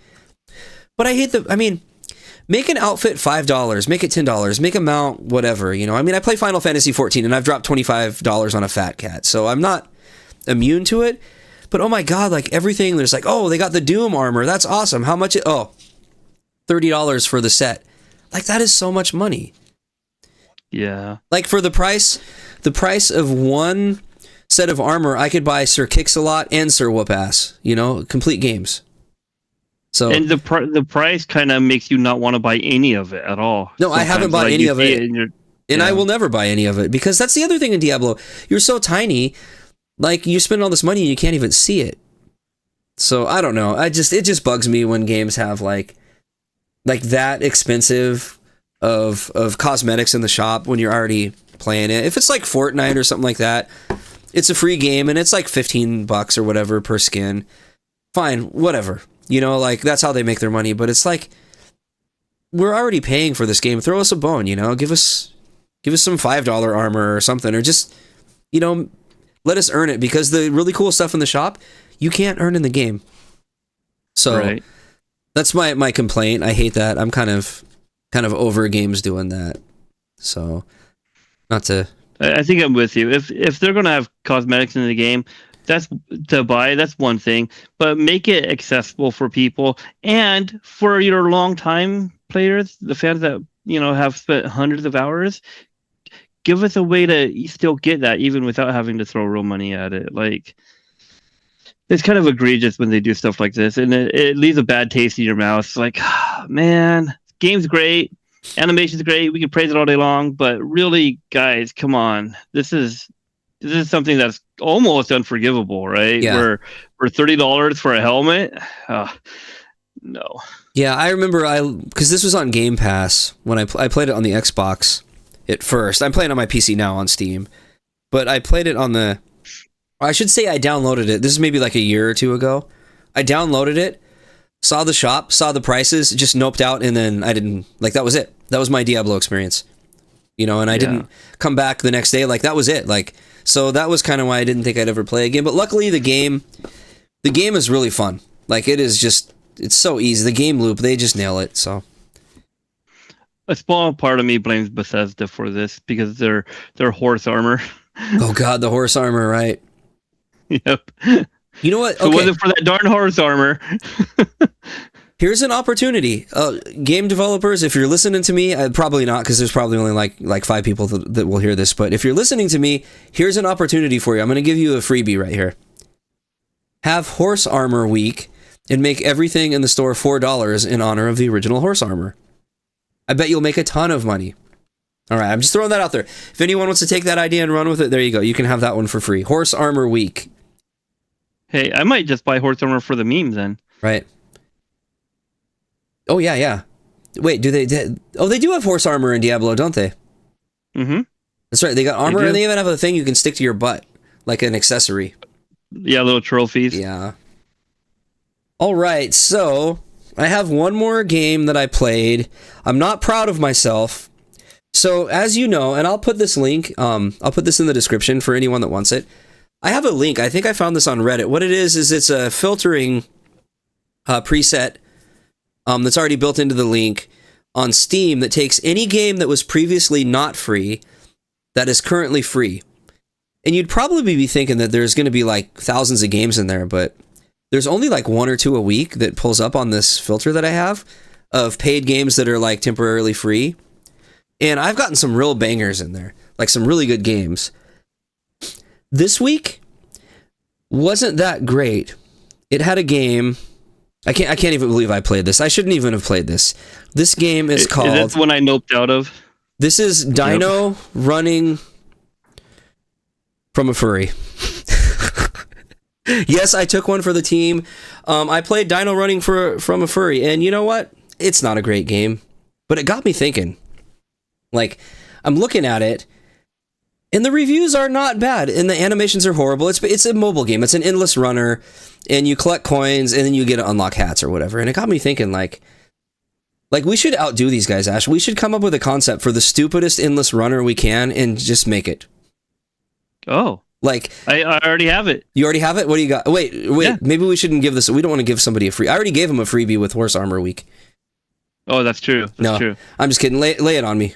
What do you got? Run, Gobu, run. Gobu. Oh, from Final Fantasy. Yep. The Gobu just running. That's it. He doesn't even have to run from anything. He's just running. Yes, he does have to run. He has to run from a horde of Spriggans, dust bunnies. Oh, I love it. It's almost like the elephant meme where they're scared of the mice, but this is a Gobu scared of the dust bunnies. Right. I like it. Although I think we might get in trouble from Square for using that. We'll have to change the color. Yeah, we won't call it Gobu. Maybe we'll call it Gabu. Gabu running from a crust bunny. I don't know. I think we can call them dust bunnies because in games they're called Spriggans, right? No, one of the minions, they do call them dust bunnies too. Oh, okay. The little minion that I have, for anybody who has ever watched me, like, I love the dust bunnies / Spriggan in Final Fantasy. I've got the glasses, I've got the hat, I've got the little guy that follows me. I've bought the one in the shop, the Spriggan that carries you around in the basket as a mount. I love the Spriggans in there, but no, the one, they do call them dust bunnies in some occasions. Okay. Yep. But yeah, so yeah, like I said, I'm not proud of myself, but that was the last game I played, and I didn't play it a long time. It's weird, like, the animations aren't even good, but it is Dino running from a furry. It's funny because when you sent me that link, I just looked at it and then looked away. I didn't even click on it. Oh, you didn't download it? Nope. Oh man, it's going to be gone here pretty soon if you don't get it. Maybe I'll gift it to you, so you have to have it. Like, I just want to taint your Steam collection. How do you unfriend people again? right. Be like, oh, and here, I was about to send you Sir Kicksalot. Never mind then, no. Right? Well, but fine. All jokes aside, though, I do highly recommend Sir Kicksalot.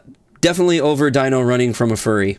So yeah, so that's it for what we played. I think that pretty much covers it there. Should we take a quick break and come back and play some Name That Tune and see what happened this week in the 90s? And fix the pre-banter show at the bottom? Oh, has that been up there the whole time? Oh my god. All right, so Ash, from now on, you are in charge of checking for the pre-banter thing. I'm going to put you in charge of that officially. Oh, all right. God, so that means for anybody that watches this on YouTube, it will be sprinkled throughout the show. I was just about, Pinky in chat was just about to say something about it. Oh well, like I said, we're an audio podcast anyway, so it's not a big deal, and we're kind of new at this, so we're not going to worry about it, but hopefully remember it from now on. All right, so break time. When we come back, we'll do the stuff, and I got a special surprise. We have break time music now. No longer do we sit in silence. Upgrade. That's right. Level up. So if anyone's got to flush the toilet, we don't have to listen to it anymore. All right. On that note, we'll be right back. All right. Welcome back. You know, I realized something. I don't have a way to know if you're ready, other than like trying to hit you up on Discord. I realized that our break thing cuts off all communication to us because it just goes to the break screen. So maybe we'll have to work on that. I thought you could still see my camera, so I was like, I gave a thumbs up on camera, and then we're like, I'm not sure if he's looking at it, so I messaged in Discord. Oh yeah, I guess I do have your camera. We just don't have audio. But yeah, anyways, totally professional here. Best in the biz right here. Yeah. All right, so nobody can outdo us. No. Especially when we do the Gooboo chasing a dust bunny game. I love it. Coming this summer. All right.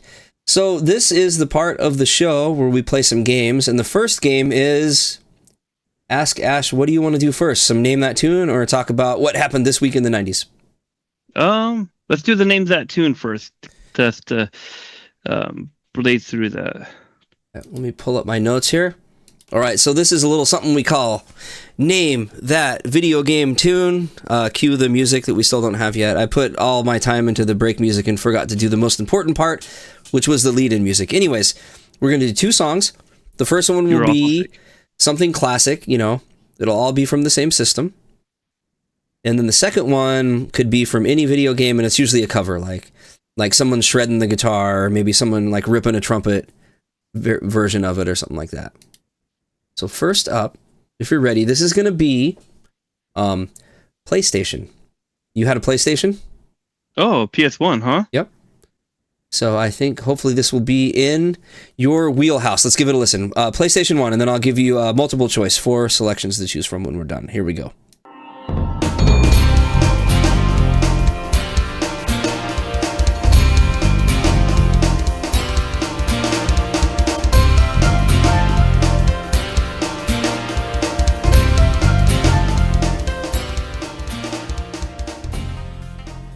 All right. Did you take that in? Are you ready to hear the choices? I'm getting like Klonoa vibes from that. Wow.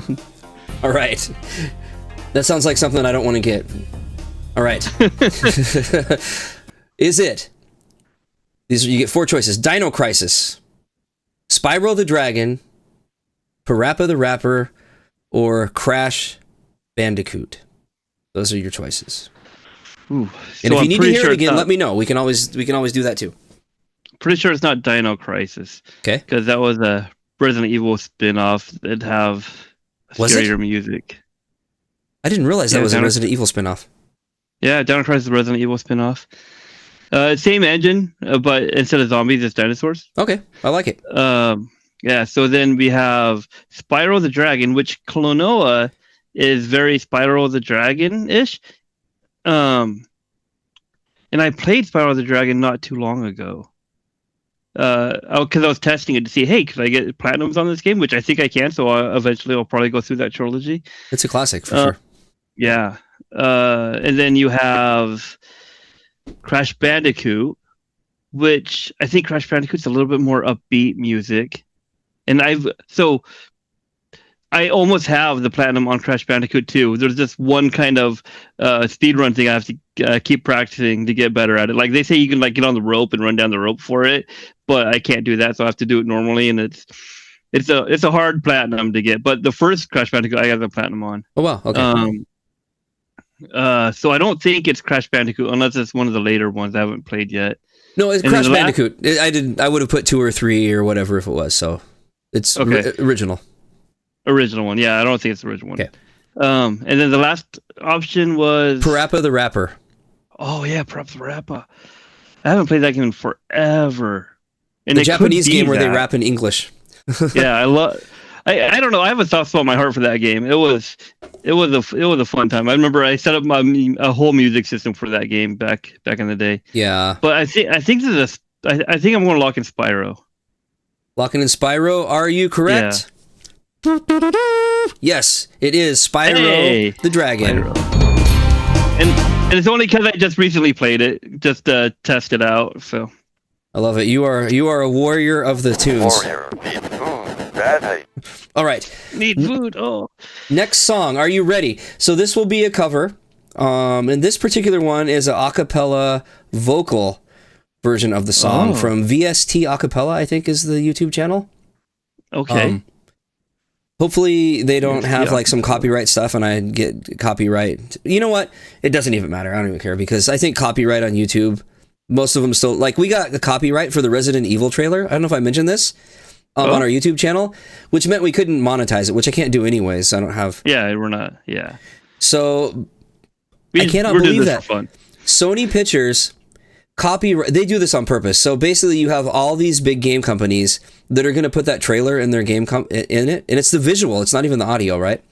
Oh. And they're claiming all the money from the videos that have that in it, knowing that you're going to get thousands of game news sites, millions of views, probably $100,000+ by not letting people have free use on the trailer. So stupid. Anyways, I don't want to go down too much of a tangent here. Right.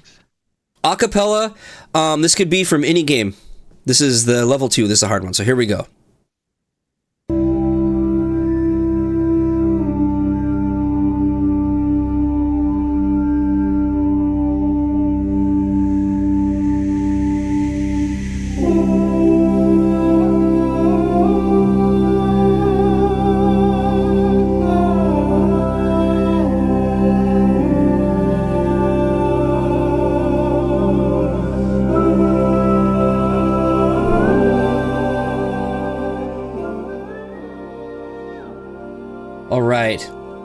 Take it in. I'm going to give you your options now. Now, if you need to hear it again, just let me know. And if you need me to repeat any of these, just let you know. But here's your options, your 4 options. Is it from Zelda Wind Waker? Is it from Stellar Bonds or Stellar Blade? Is it from Chrono Trigger? Or is it from Mass Effect? Oh man. So I'm gonna knock Chrono Trigger right off because I think I would notice that. I've listened to that music so many times. I don't think it's Chrono Trigger unless man. Well, it's up to you. Yeah, I think I'm gonna knock that off. It kind of gives me Halo vibes in a way, or well, it could be Halo vibes because it's just vocals, right? Yeah. But Halo's not on there, but. Because when it first popped up, I was thinking not Mass Effect, but Skyrim, that guttural kind of thing. But yeah, my gut's going that space opera. So I want to say Mass Effect. But what were the other ones? Stellar Buns or Stellar Blade. Okay, haven't played Stellar Blade, so I wouldn't. It's Zelda Wind Waker, and you already ruled out Chrono Trigger. Yeah, and I'm pretty sure it could be Wind Waker, but I don't think it is. I spent a good year or so playing Wind Waker, but it still could be. Are you gonna lock it in? So it's I'm going to lock in Mass Effect. And it is Mass Effect. Good job. You are 2 for 2 again. Hey. So you started out not doing too well the first couple of shows, but you're 2 for 2 now, 2 shows in a row. And K1 in the chat is also right with Mass Effect. Yep. By the way, I forgot to say, chat, feel free to play along. I think it's fair to say, chat is more than welcome to play along because you know what? Just because they get the answer doesn't mean they're giving you the right answer. So I don't even consider it cheating. Somebody could intentionally throw you off. So chat, I think it definitely felt like that open space thing, right? Right. Yeah, that is one that doesn't. I mean, even if it was the original, sounds kind of like it. And you're right to say Halo. It's the Mass Effect title screen is a lot like the Halo title screen, right? Yeah. And I haven't played Mass Effect 1. I played Mass Effect 2, but they had a comic thing for Mass Effect 1, so I went through the comic for Mass Effect 1, and then played 2, and then played 3. Okay, yeah, I haven't played them, but I mean, of course I know about them. See, I'm playing. I have the Mass Effect trilogy. It was on sale for under $10, the Legendary Edition or something, where it's got all of them, the newest remastered versions, all in one package. So, I love space stories, so it's definitely on my short list. I might even play that, maybe when I'm done. Doing this was and I was watching some footage from it. I gotta play this because I mean it's a classic, right? Yeah, and I don't need as much help as possible, chat. So thanks. Yeah. I'll be sure to remind in the future that chat, definitely feel free to play along. All right, so the next section is now in the 90s. Yep, we're happening in the 90s. Something in Mario. Okay, there's our theme song. Okay, so the game. This was actually kind of hard to track down because there wasn't a lot of games around this time, so trying to track this down was a bit difficult. But the game I got is Wizardry 6, Bane of the Cosmic Forge. That came out in May 20th, 1990. So I had a different game that came out when we were going to do the show. So this morning I was kind of scrambling to find a game that came out today, which was the difficult part. Oh, it actually came out on the day of the show. Yeah. But I'm glad that it's Wizardry, especially Wizardry 6, because that's the game that got me into Wizardry. It was unique for a couple of reasons. One, it added mouse support, which wasn't in Wizardry before, and it started the trilogy of the Wizardry series. So it has a very special place in my heart. I think between Final Fantasy and Wizardry really got me into RPGs and wanting to tell stories and share the cooperative aspect of telling stories. So I haven't played any of the Wizardry games. What year did this come out? So I have kind of an idea of what year it was, what system this would have been on when it came out. So Wizardry 6 came out in 1990. Okay. It was on the PC. So this would have been obviously a DOS game. Yeah. Okay. Was it on like an Apple IIe or anything else? Because I think that era we were still getting like, kind of the little, I forget, like the Commodores and the 2Es and stuff were often would have releases. I played it on a Tandy, so you played on a Tandy. Okay. I'm not sure. Yeah, I'm not sure what other computers were out at the time. I was young. So if Part 6 came out in the 90, like what was Part 1 through 5 on? Right. So some of them came out and they were all like ASCII art, like kind of the text-based scrolling ones. And then they started adding, more and more graphics. And then 6 is where they kind of hit their stride. Oops. Good game. Hey! Break time. That's right. And it had classes, like you could choose different classes, different races, lots of different spells. There was over 462 spell combinations. So tons of fun. That is one of the things, these older games I'm finding out, a lot of older like RPGs I missed, even not super old, but stuff like Oblivion or Morrowind, and like I just didn't play these, and and they're like older, and sure they look bad, but like going back and playing some of these games now, you realize just like games haven't gotten like deeper, games have gotten shallower for the most part. Like some of these early games may look simple, but man, just the way you can combine things, and some of it was janky, and that was like half the fun, but it just seems like now they kind of, not every game, I'm not going to say every game, but a lot of games seem to kind of dumb stuff down in a way that back then they wanted everything they could fit in the package, and now they're like, well, we don't want to complicate it too much, or, Yeah. Well, and I think there's a lot of factors that go into that. You got resources like graphics, music, voice acting, and then sometimes they think about the future too. They're like, oh, this is a cool feature. Maybe we should save it for the sequel. Right. So, right. Well, there's a lot of little factors that go into it. How about No Man's Sky, right? I hear those guys, Hello Games? Excuse me. Hello Games, like every single time they come up with something for their next game, Light No Fire, they're like, oh, this is such a cool feature. Let's go put it in No Man's Sky too. Man, I love No Man's Sky. It's still loaded up, ready to go whenever. Such a great game. Didn't you build like a working, like functional, like spaceship soccer field or something in No Man's Sky? Yeah, it's a giant soccer field that you play with your little cars that you get in the game. And I'm a troll, so obviously when you make a score, it plays Rick Astley. But does it really? Yep. I love the depth that you put into like your crafting games. Like this is probably, I do need to play more crafting games with you. I just wish I had more time. Like when we get done here with the show, you'll probably go like build a castle in Vampire Survivors, and I'll probably like make a quesadilla and start editing a video. I mean, I could probably eat a quesadilla too. All right. How about this?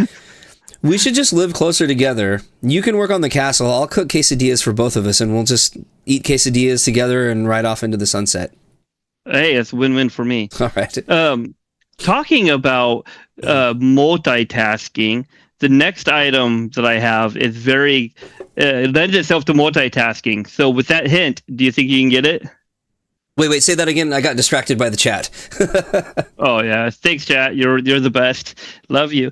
So the next item I have lends itself to multitasking very well. Okay. It came out in the 90s. The Do you irony, know what right? this item is? Yeah, right. Exactly. All right. Take a guess. Wild guess. Oh, multitasking in the 90s. 90s toy that lent itself well to multitasking. Okay. I can give another hint if you need it. I do need another hint. It came out from Bandai, the same people who do Gundam put it out. A toy for multitasking?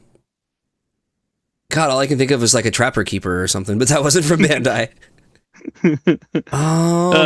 You know what? You're going to have to tell me. I don't... Like, last week, I think I was like... I had some good guesses, but this week, I'm just drawing a blank. Tamagotchi. Oh. Okay. Did you ever have one? No, but I'm definitely well aware of what they are. And what year did it come out in? So this was 1990. 1990. Okay. Well, 1996, I think, to be precise. Yeah, it's a little... So for those that don't know, Tamagotchi was a little tiny egg-shaped device that you could, like, wear on your, Like a around your keychain. neck or clip on your thing, right? And it was a little game that you played with a little digital pet. So you had to, like, give it attention. You have to feed it. You have to water it. You have to do all these things with it, or else it'd die. So it's something to kind of keep you distracted while you're doing other things. And Yeah. it got super popular. Yeah, that was in the era whenever the new toy came out. I'm seeing people in chat that had them. When a toy like that, like the Furby or the Tamagotchi, like some of these things were just huge. I remember, like, this was like the thing that everyone had to have. And I've got a fun fact for you. So there are people that like to mod the original Tamagotchis, however you say it. Oh. And one of the things that's been going around, somebody remade Tamagotchi. I don't know if it's on like a computer version of it or if it can go into the original one or whatever. But somebody made a Tamagotchi torture chamber. Where you basically, instead of feeding and taking care of your little guy, basically you just torture it. And it's called Tamagotchi Torture Chamber. You know what's funny about that? I had a Tamagotchi myself, and me owning a Tamagotchi is pretty much torture for the Tamagotchi, because I just, one food and then months later, nothing. Right. One food, months later, nothing. That's like, I mean, that was a thing for a while, right? Like, that era in the 90s and in the 2000s, like, we had Furbies that we had to take care of. I had a Furby. I even got suckered into a Furby. Even like Animal Crossing, right? Like, you'd have to take care of things, and if you know, didn't log into Animal Crossing, you'd come back like 2 weeks later and like your town's full of weeds or whatever. That seemed to be like, I don't know, maybe that was like kind of the start of that, like, digital need to take care of things. But I think Animal Crossing is kind of the ultimate evolution of that. An interesting thing about the Tamagotchis, though, is they got banned in schools because they were too distracting. Right. Well, it seems like schools ban everything. Like, a lot of my friends are teachers, and they always fall into two categories. Like, when the fidget spinner comes out, some teachers just like lose. They're like, oh my God, I can't take any more fidget spinners or any more 6-7 or Pogs or whatever it is. Pogs, yep. And then, like, one of my, I would say probably my closest friend is a high school literature teacher. And he's the type of teacher when, like, kids are like memeing about 6-7, he just shows up with a 6-7 t-shirt. You know, like, so I like teachers that just kind of like, just roll with it, you know? Yeah. But I mean, they gotta have some kind of fun while they're there too, or else it's just too dry, right? Right. You gotta allow them to have some fun. I had a teacher that let us play Magic the Gathering in class with them, so I appreciate that teacher so much, because it wasn't that we were ignoring them. It's just, you know, you gotta have something to do besides just sitting there doodling on your paper. Right. Yeah, I mean, it seems like some of that stuff's got to be pretty distracting though. Like, I can't imagine being a teacher during the fidget spinner era. Like, oh my goodness. And Instead of clapping for her services, they're just spinning their thing. Oh yeah. It up. And oh my God, they were just everywhere. Like, everywhere you went was a fidget spinner. Like, even packing up and moving, I'm still like, I'll go through a box of my kids' stuff and find like 3 fidget spinners like in the bottom. You know, like. Yep. But I think Pogs were like the other, like a big one. Yeah, Pogs, Garbage Pail Kid cards. I have I have a whole shoebox full of Garbage Pail Kid cards. Although I think that came up in like our first episode or something. But yeah, isn't the person who created the Garbage Pail Kid cards from Oregon, where I live? I don't know, but that would make sense. Yeah. I don't know why it would make sense, but it just makes sense for some reason. Well, I think partly because they were everywhere here where I live. Like, you couldn't go into any store back then and not see packages of them. Right. No, Oregon's got a vibe though. Like, somebody from Portland, it doesn't matter if they're like borderline, like living on the streets, or if they're like a doctor who's got like their stuff together. You can be interviewing somebody, and you can just be like, oh, I bet they're from Portland. Like, you can just tell, like, there's an Oregon vibe. Yeah. So, Portland listeners, my apologies. Email us. No. So, for people who don't know, here in Oregon, people in Portland, they have a saying that is "keep Portland weird." Yep. Which means that they want the weird. It's like there's a person who rides around on a unicycle in a Darth Vader outfit with a bagpipe. Oh yeah, that sounds like Portland. Yep. Yeah, I lived in Seattle for a long time. I'm from Washington, and I'm in California now. So I've done a lot. Like, oftentimes, like, if there's a concert that we want to go to, Portland's like usually where we'll go because it's like the closest. So definitely familiar with Portland enough so that I get the jokes. Yeah. But there's that show, the Portlandia. I don't know if you've seen that. Portlandia. I was like pretty hooked on that for a while. I even have the Portlandia cookbook. I don't live in Portland, but I live close enough to Portland that like we get absorbed in all the Portland stuff. So everything from Portland we just kind of get. So yeah, you're definitely Portland adjacent where you're at. But yeah, all right. So yeah, that's a good one. Excuse me, that one I'm gonna have to put the Tamagotchi on the thumbnail. Right? Oh man, that's awesome. I'll see if I can find the Tamagotchi torture chamber, because now I'm too curious. I need to know more about it. I just remember seeing that like a headline or something. And I'm totally not going to download it. I can just see Buddy's next stream. Instead of Final Fantasy VII, is this Tamagotchi torture for the next 12 hours. Right, I've got like a little red hot poker, like poking him in the belly. Like, yeah. All right, so let's see what I played this. So last week was Dino chasing a furry, and this week we got Tamagotchi torture chamber. I love it. All right. So where can they find you, Buddy? Where can people track you down? If you're watching this on YouTube, you can find me on there, and we'll put links to everything in there. But I am on Twitch at BuddyCatGG. You can find everything if you want to catch the podcast on iTunes or Spotify or YouTube. All of the links are on buddycat.gg. That's the website, buddycat.gg, and that will get you to everything, including the stuff that I say we'll make links to. Like the Steam freebie link, we'll be sure to put that in there. How about you, Ash? Where can we find you, and what are you going to be doing that we want to check out? So the only place people can find me right now is Twitch at AshtonSugar at twitch.com. And every Saturday, I've been running Wild Arms. And it's going to be a platinum run, so as long as that takes, we're going to keep doing it. And I'm not even going to look them up first. We're just running through the story, and then if I missed anything, we're going to redo the story. So I love that about you, that you have no problem just redoing a story 5 times if that's what it takes to get a platinum. Yep. And many times it does take that. And we're going to try to do the whole, at least up to Wild Arms 3. I don't know if I can stream the later ones, like on the PS2 and so on and so forth. But I at least can do up to 3. So okay, we might be able to. If you need, I actually have an extra capture card. I might just be able to send you if you want to start trying to capture like your PS2 or anything like that. So. We're still a long ways from that, so we'll see. We'll see. We got you covered nonetheless. Alrighty, so thanks for joining us, and we will be back. Actually, you know what? We won't be back next week because I'm going to be out of town, which might be a surprise to you as well. But, maybe we can talk about maybe doing a little something to maybe we can post while I'm out, so. Well, if anything, if you're out, then what I'll do is I'll just do an extra stream. I'll just do an extra day of Wild Arms. That would be awesome. All right, because, our usual day streaming live is Tuesdays. We post later that day on all the other podcast platforms that same Tuesday. We're just Wednesday because I'm getting over being sick. You're probably hearing that in my voice a little bit. I feel like I'm kind of like breathing a little extra loud, so my apologies. But next time we'll be back to normal. You sound way better today than yesterday. Oh, yeah, I was streaming on Monday, and I didn't stream yesterday because I was feeling sick. Or the day before, yeah. You're like, I just logged on, started streaming, you're like, ooh, we're going to have to cancel the podcast. And I'm like, oh my God, is it that bad? And you're like, yeah. Yep. So, all right, well, thanks for joining us, and we will see you next time.